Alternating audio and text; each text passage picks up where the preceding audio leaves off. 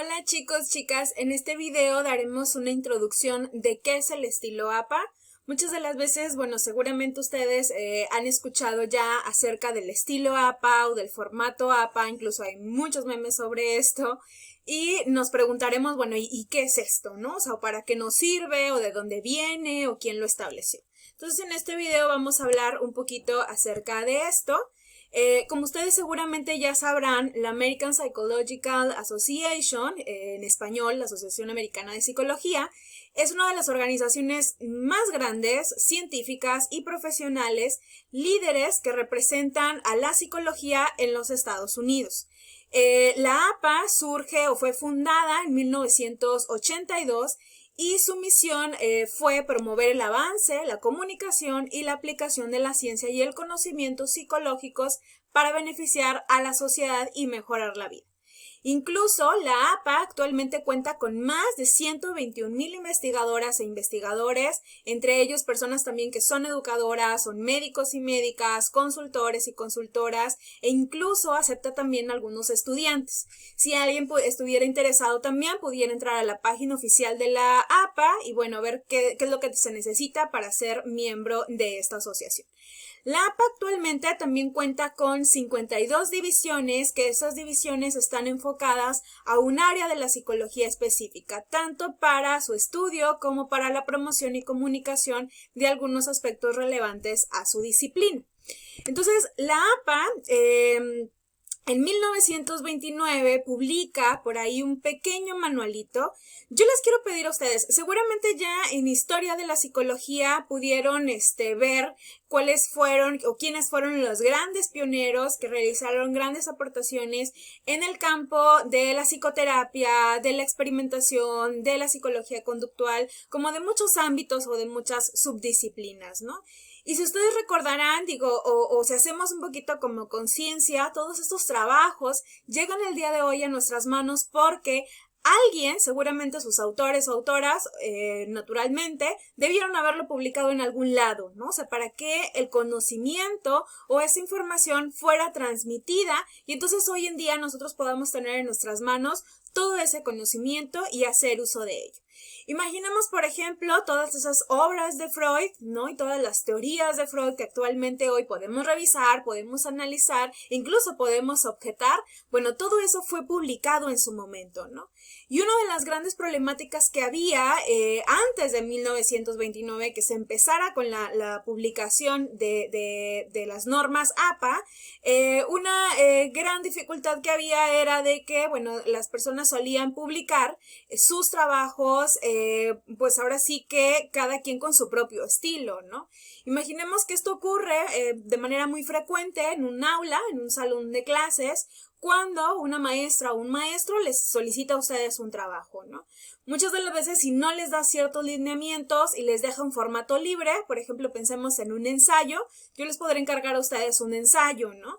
Pero va a haber gente y ha pasado, hay gente que lo entrega con portada o sin portada, o hay gente que los títulos los pone de colores, o por ejemplo en la primaria nos enseñaban mucho a que aspectos importantes dentro del texto había que subrayarlos o ponerlos en otro color, usualmente con color rojo. Entonces, cada quien tiene como su propio estilo de redactar, de hacer o realizar o presentar ciertos trabajos. Entonces, muchas de las veces esto dificulta la lectura, la evaluación, la revisión, y esta misma problemática se presentaba también con publicaciones de gente que estaba realizando aportaciones en el ámbito de la psicología. Entonces, en 1929, la APA, que ya estaba formada, sale a decir, vamos a elaborar una pequeña guía que sea un procedimiento donde podamos decirle a las personas, psicólogos, psicólogas, psiquiatras, cómo es que se debe publicar, es decir, cuál es la estructura que debe tener ese trabajo, ese ensayo, ese trabajo en general, qué tipo de letra usar, algunas cuestiones como muy generales, el hacer referencia también a trabajos de otras personas y no adjudicarlo como mío, por ejemplo, y algunos otros aspectos, ¿no? Pero entonces en un principio la APA trata de hacer como estas pautas para dar uniformidad a los textos y realmente era un pequeño manualito que no constaba más de 7 páginas, ¿no? Solamente.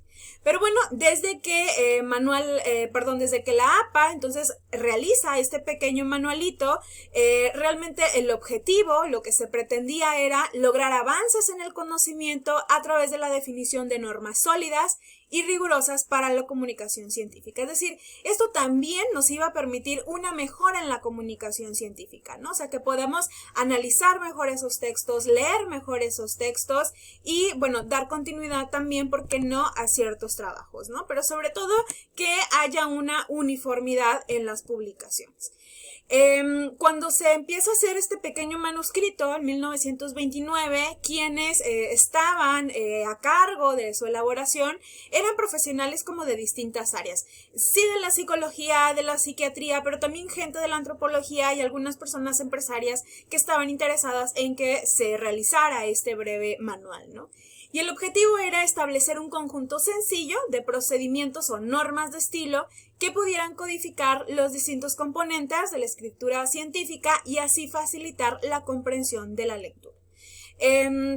No sé si a ustedes les ha pasado, pero por ejemplo a mí como maestra me pasa mucho de que luego recibo muchos trabajos de ustedes y si traen un formato o un estilo propio, luego resulta bastante difícil entender o comprender la lectura, porque muchas de las veces le damos a un trabajo estructuras diferentes o forma de presentación diferente y esto dificulta no solo la lectura, sino también el análisis, la comprensión y posteriormente la evaluación también de los trabajos, ¿no? Entonces, el tener estas normas sólidas sobre cómo redactar, cómo escribir, cómo presentar un documento, nos van a facilitar más tanto la comunicación científica como la comprensión de los textos. Algo importante a resaltar es de que, y lo que luego era algo que por lo menos a mí como estudiante me saltaba mucho la duda, que yo decía, bueno, si las normas de estilo APA, la APA, pues obviamente es la Asociación Americana de Psicología, ¿por qué gente de otras profesiones las utiliza? Por ejemplo, ¿por qué en criminología suelen utilizar las normas APA, o en contaduría, o en derecho, o en otras disciplinas? Pues resulta que esta idea de alguna manera fue adoptada por otras académicas y académicos de otras disciplinas, justamente para ellos también dar cierta uniformidad a sus trabajos y al conocimiento científico que iban produciendo. Por eso es de que hoy en día tenemos otras disciplinas que también hacen uso del manual APA, ¿no? Del estilo APA.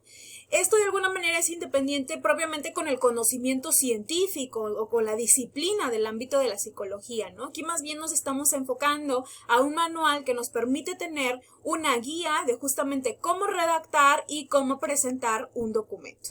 Y bueno, el manual de la APA no es algo nuevo, decíamos que surge ese primer como manuscrito en 1929, pero se somete a ciertas revisiones y desde 1952 la APA ha puesto en circulación de manera formal su manual de publicaciones. Por ejemplo, tenemos ahí la primera edición que se llevó a cabo en 1952, la segunda edición en el 74, la tercera edición en el 83, la cuarta edición en 1994, la quinta edición en 2001, la sexta edición en 2009 y actualmente contamos con la séptima edición publicada justamente el año pasado, 2019. Y bueno, todas estas ediciones que vemos aquí son ediciones en inglés, ¿no? Y justamente son producto de un arduo trabajo de reestructuración en donde en cada nueva edición se van viendo justamente cuáles son aquellas pautas que hay que integrar, que hay que ajustar, algunas cosas que quizás hay que quitar, otras que hay que hacer más específicas. Y bueno, en cada edición se va tratando de mejorar el trabajo. Entonces, actualmente contamos con 7 ediciones en inglés y en español solamente tenemos 3, que justamente el manual que yo les voy a compartir y el que vamos a ver sería la sexta edición en inglés, que es la que está traducida en español y es la tercera edición en español. La séptima edición que salió el año pasado, en 2019, ahorita actualmente todavía no hay una traducción. Supongo que la editorial Manual Moderno es quien la edita. Supongo que la editorial está trabajando continuamente en esto. Esperemos que quizás en el transcurso de este año o el próximo año salga ya la séptima edición, que luego por ahí veía algunas publicaciones de algunos memes que decían, chin, pero si apenas me estoy aprendiendo o estoy aprendiendo a manejar la sexta edición y ahora voy a tener que aprender la séptima, ¿no? Pues no pasa nada, incluso ya han salido por ahí algunas publicaciones, artículos y demás acerca de cuáles son los cambios que se han hecho de la sexta edición a la séptima edición, y bueno, son algunos cambios que son como muy puntuales, ¿no? Entonces, si comenzamos quizás a dominar la sexta edición, bueno, solamente hay que tener cuidado con aquellos cambios muy específicos que se hayan dado en la séptima edición. Pero entonces es el manual con el que estaríamos trabajando, que es justamente este es la tercera edición en español, que sería la sexta edición en inglés, y es la que les voy a compartir y que estaremos viendo en los videos siguientes, ¿no? Bueno, y chicos, chicas, quiero hacer una mención importante. Cuando hablamos sobre formato APA, sobre estilo de APA, muchas de las veces nos entra como la angustia porque pensamos que absolutamente todo lo que viene en este manual nos lo tenemos que aprender, y que al momento que yo me siente y comience a redactar mi marco teórico, mi producto, mi tesis o cualquier tipo de investigación o de documento académico, pareciera que es necesario que yo ya tenga todas esas normas aquí en mi chip y entonces en automático empiece a hacerlo. Quiero decirles que esto no es así, no se angustien. Sí hay algunas cuestiones como muy generales que debemos tener muy presentes, que debemos saber, pero va a haber otras cuestiones mucho más específicas y más puntuales que necesito yo recurrir continuamente a mi manual. Es decir, al momento que yo me siente a redactar mi marco teórico, por un lado necesito tener forzosamente mi manual, porque hay algunas cosas que voy a tener duda, que no voy a recordar o que necesito consultar. Lo que quiero darles a entender es de que el manual APA es un libro, que no es un libro que nos tengamos que aprender, sino que más bien es un libro con algunas pautas que debemos conocer, que debemos tener en mente, pero al final de cuentas es un libro de consulta. Y es un libro que al momento de hacer nuestras redacciones, que al momento de hacer nuestros trabajos, debemos tenerlo por un lado para consultarlo continuamente e ir elaborando mejor nuestro trabajo. Entonces, no nos angustiemos, ya iremos aprendiendo, y esto al final de cuentas es conforme práctica, ¿no? O sea, va a haber algunas cuestiones, sobre todo de citación, de referencia, que conforme yo lo vaya practicando, lo vaya haciendo una y otra vez, ya no va a haber quizás tanta necesidad de consultar mi manual, salvo para otras cuestiones que no domine tanto, ¿no? Y que sean un poco más específicas. Entonces, fuera angustia, fuera estrés, y bueno, en los próximos videos estaremos viendo algunas cuestiones como muy generales, muy básicas y muy puntuales. No ahondaremos tanto en cuestiones específicas, sino más bien en cuestiones básicas y generales que necesitamos saber sobre formato APA, y estaremos llevando a la par algunos ejercicios también para que este conocimiento quede mucho más concretado. Y bueno, sería todo para este video. Nos vemos en la próxima.